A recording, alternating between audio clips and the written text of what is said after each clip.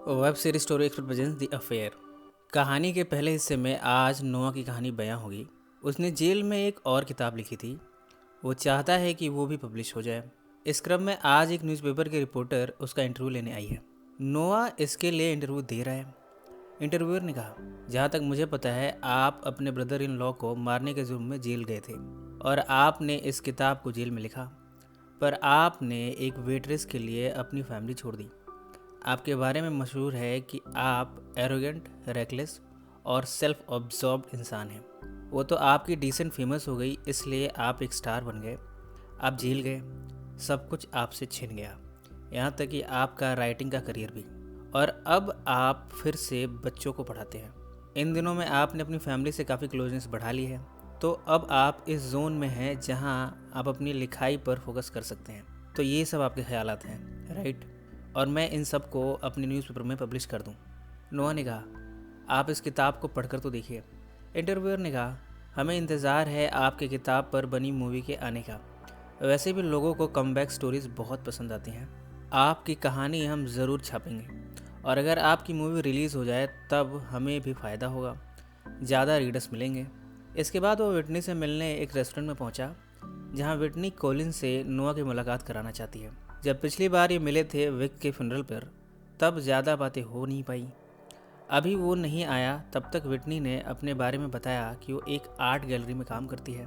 उसे ये जॉब पसंद नहीं। नोआ ने कहा, तो ये जॉब चेंज कर लो। विटनी ने कहा, मुझे अभी पैसों की प्रॉब्लम है और कोलिन भी अपने वीज़ा की प्रॉब्लम में फंसा हुआ है, सो ये जॉब तो करनी ही पड़ेगी। नोआ ने कहा, अगर तुम्हें प्रॉब्लम ना हो तो मैं कुछ पैसे दे दूँ। इस पर विटनी का जवाब था, नहीं नहीं, आप इतनी फिक्र मत करिए, ये जॉब इतनी भी बुरी नहीं है। बस जब मैं थकी हारी घर आती हूँ तब मुझे और भी पढ़ना पड़ता है। नोआ को अचंभा हुआ। उसने पूछा, किस तरह की पढ़ाई? विटनी ने बताया, कोलिन का इमिग्रेशन इंटरव्यू में हम दोनों से अलग अलग रूम में इंटरव्यू लिया जाएगा, और अगर हमने एक एक सवाल का सही सही जवाब नहीं दिया तो उसकी सिटीजनशिप पर खतरा आ सकता है। नोआ ने यह सब सुनकर कहा, तुम मुझे अपनी माँ की याद दिलाती हो। विटनी ने ड्रिंक लेते हुए कहा, क्यों? क्योंकि मैं अल्कोहलिक हूँ। नोआ ने मुस्कुराते हुए कहा, नहीं, क्योंकि तुम उसकी तरह खूबसूरत हो। विटनी, मेरी बात सुनो, तुम्हें इस शादी में जल्दबाजी नहीं करनी चाहिए। तुम्हें शादी की इतनी फिक्र क्यों है, वो भी इस छोटी उम्र में? विटनी ने कहा, पर मुझे करना होगा। अगर मैंने नहीं किया तो कोलिन को ये देश छोड़ना पड़ सकता है। नोआ ने कहा, तो क्या हुआ, हमेशा के लिए तो थोड़ी ना छोड़ना होगा। वो वापस अपने देश जा सकता है, अपने आप को तैयार कर सकता है और अपने मेरिट पर फिर से अप्लाई कर सकता है। विटनी ने कहा, आप क्या कह रहे हो? मैं उसे यहाँ से नहीं जाने दे सकती। मैं उसे प्यार करती हूँ। इस पर नोआ का जवाब था, पर इसमें क्या मुश्किल है? अपने आप को थोड़ा वक्त दो, सब तुम्हें समझ आने लगेगा। अपने आप को भावनाओं में मत बहने दो। विटनी को इस बात पर गुस्सा आया। उसने कहा, आप अपने आप को भूल गए। आप भी कभी एक स्ट्रगलिंग आर्टिस्ट थे। माँ ने आपको नहीं छोड़ा, आपने 20 साल के बाद उन्हें छोड़ दिया। वो सब भूल गए आप? नोआ ने कहा, पर विटनी, मेरे पास हमेशा जॉब रही थी। मैंने कभी भी तुम्हारी माँ से हेल्प नहीं मांगी। और वो लड़का कोलिन जो खुद अपने पैरों पर नहीं खड़ा, तुम्हारे लिए ठीक नहीं है। इतने में कोलिन यहाँ आ गया। जब वो यहाँ आया और बैठा तब नोआ उसे ऊपर से नीचे तक देखने लगा। उसका कैजुअल एटीट्यूड, वो सोच रहा है कि भला इसके साथ विटनी कैसे रहेगी। फिलहाल वो यहाँ से चला आया है। रास्ते में उसे जेनल का फ़ोन आया। उसने माफ़ी मांगी फ्यूनरल से इस तरह चले आने के लिए। जब वो हेलन से मिलने सेट पर पहुंचा तब हेलन शूट देखने में और एक सीन को बड़े गौर से देखने में व्यस्त थी। नोआ ने विटनी के बारे में बात की। हेलन ने कहा, अब वो एडल्ट जैसा बिहेव करने लगी है, शायद वो बेहतर फैसले लेगी। और तो और वो शादी मेरे पेरेंट्स के घर पर करना चाहती है, पर वो इस घर को बेचने की प्लानिंग कर रहे हैं। इतने में शशा आया। वो नोआ को अकेले में ले गया। उसने कहा, मैंने इसमें तुम्हारा कैरेक्टर प्ले करते हुए एक चीज़ महसूस की। मुझे तुम बताओ कि जब एलिसन उसे सब कुछ छोड़ने को कहती है उसके लिए, तब वो मना कर देता है। इसके दो वजह हो सकते हैं। पहला ये कि वो उसूलों वाला इंसान है, वो अपनी बीवी और बच्चों को नहीं छोड़ना चाहता। और दूसरा ये है कि वो सिर्फ दिखावा कर रहा है। वो जानता है कि एलिसन उसके पीछे ज़रूर आएगी। ऐसे में आगे चलकर उस पर से दोष हट जाएगा कि उसने जानबूझकर ये सब किया। तुम क्या कहते हो? नोआ ने कहा, पहला वाला रीज़न है। सशा इस बात को मान गया, पर वो एंडिंग में बदलाव चाहता है।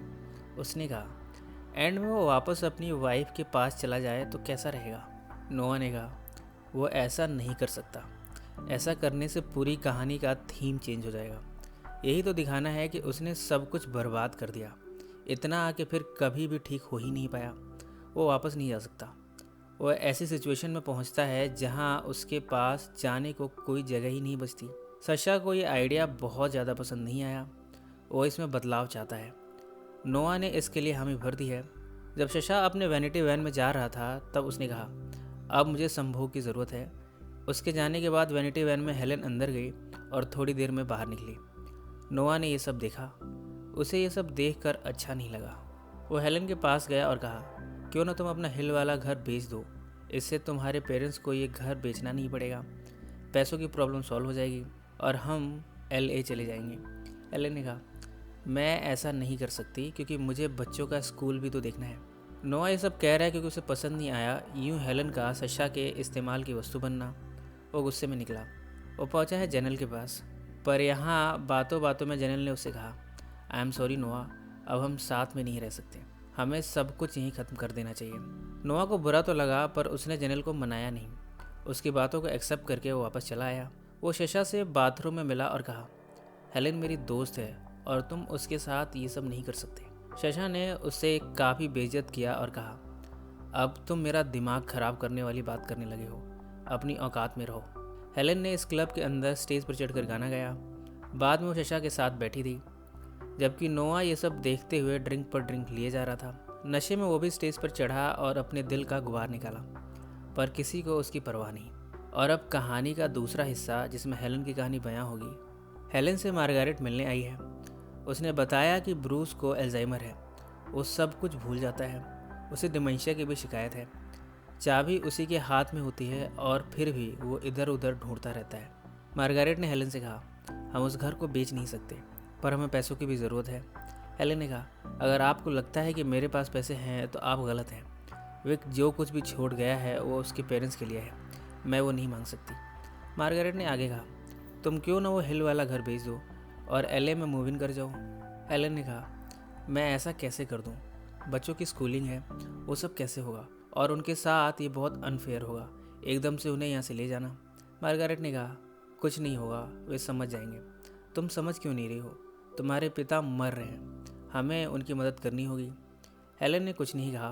वो घर आई मार्गारेट के साथ तो सियरा विक के बच्चों को संभालने में लगी है। उसे बच्चा संभालने में, रोते हुए बच्चों को चुप कराने में दिक्कतें आती हैं। ये काम अब हेलेन कर रही है। बाद में अगले दिन वो शशा से मिली शूट में हेलेन के कैरेक्टर को समझने के लिए। सेट पर ही नोआ उससे मिलने आया जब हेलेन अकेली थी। नोआ ने उससे कहा, विटनी को समझाओ, वो लड़का कोलिन उसकी ज़िंदगी बर्बाद कर देगा। हमें उसे प्रोटेक्ट करने की ज़रूरत है, हमें उसकी शादी रुकवानी होगी।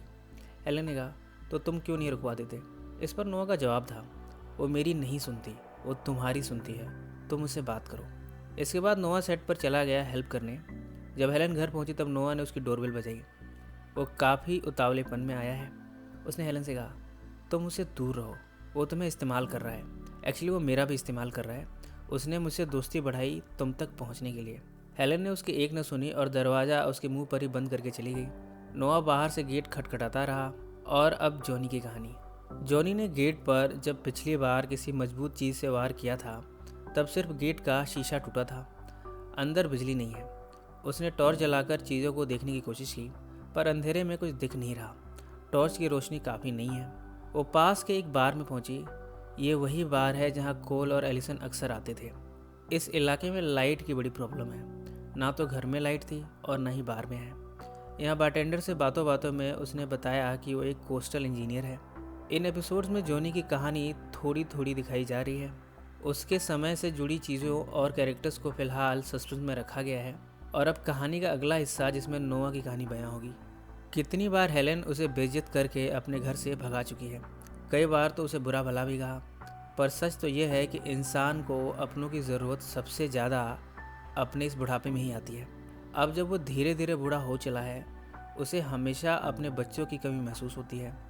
वो हेलेन से अपनी दोस्ती कायम रखना चाहता है, पर इस उम्र में उसका अपने बच्चों से क्लोजनेस बढ़ाना आसान नहीं। कोई भी उसे तवज्जो नहीं देता।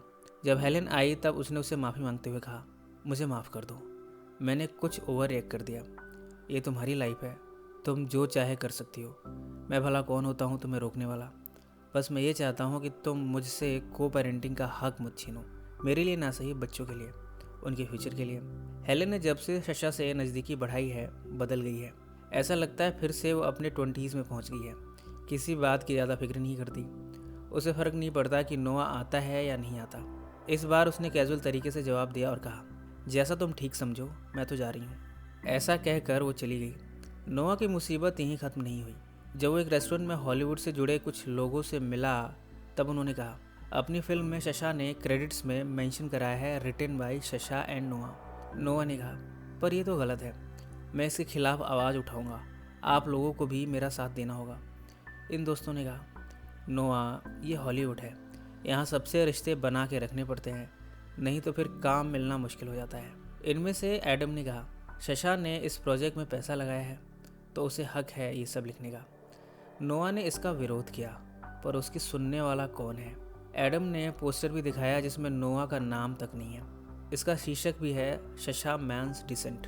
नोआ को ये सब अच्छा नहीं लगा है। वो गुस्से में हेलन के घर आ गया।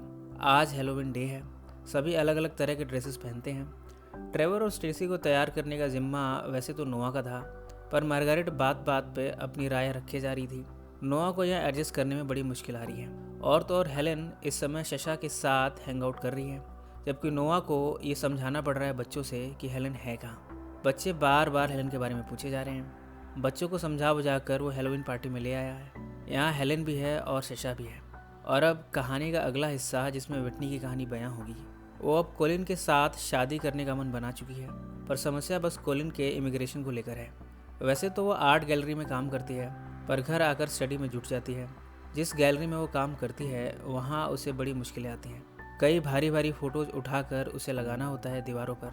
इसमें उसे इंच इंच का हिसाब रखना पड़ता है। फ़ोटोज़ एग्जैक्ट सेम पोजीशन पर लगनी चाहिए। आज उसे हज़ारों फ़ोटोज़ लगानी है और यहाँ की ओनर बड़ी सख्त है। इन्हीं सब में फुरकैट का इस गैलरी में आना हुआ। फुरकैट पास में विटनी का बॉयफ्रेंड रह चुका है। फुरकैट आया और अपने शोहरत पैसों का धावस विटनी को दिखाने लगा। उसने कहा, अगर मेरे साथ सोने का मन हो तो मुझसे मिल लेना, जो चाहिए हो ले लेना, मेरे पास सब कुछ है।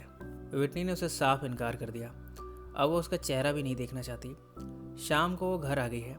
विटनी की प्रॉब्लम है कि उसे ऐसा कोई मिला ही नहीं जो उसे हर तरह से सिक्योर रख सके। वो कोलिन से प्यार तो करती है, पर कोलिन कुछ करता नहीं है। उसका करियर भी अभी तक शुरू भी नहीं हुआ। वो समझ नहीं पा रही कि उसे क्या करना चाहिए। आज उससे नहीं रहा गया। उसने कोलिन से कहा, तुमने दिन भर क्या किया और तुम कर क्या रहे हो? सब कुछ मैं ही कर रही हूँ। हर महीने रेंट भी मुझे ही देना पड़ता है। तुम कब अपनी जिम्मेदारी निभाओगे? कोलिन ने कहा, तो चलो कल ही शादी कर लेते हैं। मुझे सिटीजनशिप मिल जाएगी और मैं यहीं पर कुछ करना शुरू कर दूंगा। हम शादी को 1 महीने बाद के लिए टाल ही क्यों रहे हैं? विटनी को समझ नहीं आ रहा कि उसे क्या करना चाहिए। वो इसी टेंशन में बेड पर लेट कर सोने की कोशिश करने लगी। वो रोने लगी। कोलिन इसमें भी उससे रट्टा लगवाने लगा, जैसे उसका फेवरेट कलर क्या है, उसके कितने सिबलिंग्स हैं। इन जवाबों को वो विटनी से रटवाता रहता है। विटनी को अब धीरे धीरे इन सब से घुटन होने लगी है, पर उसे रोज़ ही इन सब में रहना पड़ता है। अगली सुबह उसकी बॉस एंड्रिया ने विटनी से कहा कि फुरकैट ने उन दोनों को इनवाइट किया है अपनी आर्ट गैलरी में और हम दोनों को जाना होगा। ये हमारे लिए भी बेनिफिशियल होगा कॉन्टेक्स्ट बनाने में। विटनी नहीं जाना चाहती, पर एंड्रिया के कहने पर उसे अपना मन बदलना पड़ा। घर पे कोलिन को ये पसंद नहीं आया। उसने उसे जाने से रोका। विटनी ने कहा, मुझे जाना होगा, पैसे मुझे कमाने पड़ते हैं। अगर मैं लोगों से मिलूंगी नहीं, इंटरेक्ट नहीं करूंगी, अपने बॉस की बात नहीं मानूंगी, तो खर्चे कहाँ से चलेंगे? ये सब कहकर वो चली ही गई। यहाँ फुरकैट ने उसे अकेले में ले जाकर उससे माफ़ी मांगनी शुरू की। उसने कहा, मुझे तुम्हें जाने ही नहीं देना चाहिए था, तुम परफेक्ट लेडी थी मेरे लिए। वो घुटनों के बल पर बैठ गया उससे माफ़ी मांगने के लिए। विटनी को मजबूरन उसे माफ़ करना ही पड़ा। बाद में इस पार्टी में अपने एक दोस्त से मिली। उसे बताने लगी कि अपने करियर में वो एक दिन खुद की आर्ट गैलरी खोलना चाहती है, आर्टिस्टों को बढ़ावा देना चाहती है। इस समय उसने काफ़ी पी रखी है। फुरकैट आया और उसे एक कमरे में ले गया। वो उसके साथ हमबिस्तर होने लगा और कहने लगा, मैं तुम्हारा आर्ट गैलरी का सपना ज़रूर पूरा करूँगा। ये सब विटनी के साथ ज़बरदस्ती ही थी। बाद में जब वो घर पहुंची तब वो अपने आप पर ही रोने लगी। कोलिन इस समय सो चुका था। उसने कोलिन के हाथों को पकड़ा और सोचने लगी कि ये क्या हो रहा है। वो क्या से क्या हो गई है, कैसा था उसका बचपन और कैसे बीत रही है उसकी ये ज़िंदगी। आज वो कहाँ पहुँच गई है। किन मुश्किलों में उलझ गई है। वो अपने आप से पूछ रही है कि उसने कहाँ गलती कर दी। और अब कहानी का अगला हिस्सा, जिसमें जोनी की कहानी बयां होगी। वो जब सोकर उठी तो खुद ही बिजली का काम करने लगी। इस घर में लाइट नहीं आ रही है। पता नहीं कोल मरते वक्त भी इस घर में कैसे मैनेज करता था, पर अब सब ठीक है। इस घर में कई तस्वीरें हैं, जिसमें एलिसन है, कोल है, जोनी के बचपन की कुछ तस्वीरें हैं और भी बहुत सी यादें हैं। एलिसन की तस्वीर देखकर वो भावुक हो गई। आज तक वो अपनी माँ की मौत का राज नहीं जान पाई। ये बात उसे बहुत तकलीफ देती है। उसने वो बॉक्स भी खोला जो एलिसन की फेवरेट थी। इसमें एलिसन ने गैब्रियल की यादें समेट कर रखी हैं, उसके खिलौने हैं। उसने इन सभी को समेटा और डस्टबिन में ले जाकर फेंक दिया। इन सब के बाद वो साइकिल से पहुंची है कब्र पर। यहाँ गैब्रियल की कब्र के पास कोटी और कोल की भी कब्र है। वो यहाँ पहुंचकर इन सब को देखने लगी। इसी नोट पर कहानी का यह हिस्सा यहीं समाप्त हो जाता है। यानी प्रेजेंट में ये तो कंफर्म हो गया कि कोल मर चुका है, पर अभी कौन कौन बाकी है और इस कहानी में क्या होना है, ये हमें आगे की कहानी में पता चलेगा। सो फ्रेंड्स, फिर मिलेंगे ज़िंदगी के किसी नए मोड़ पर।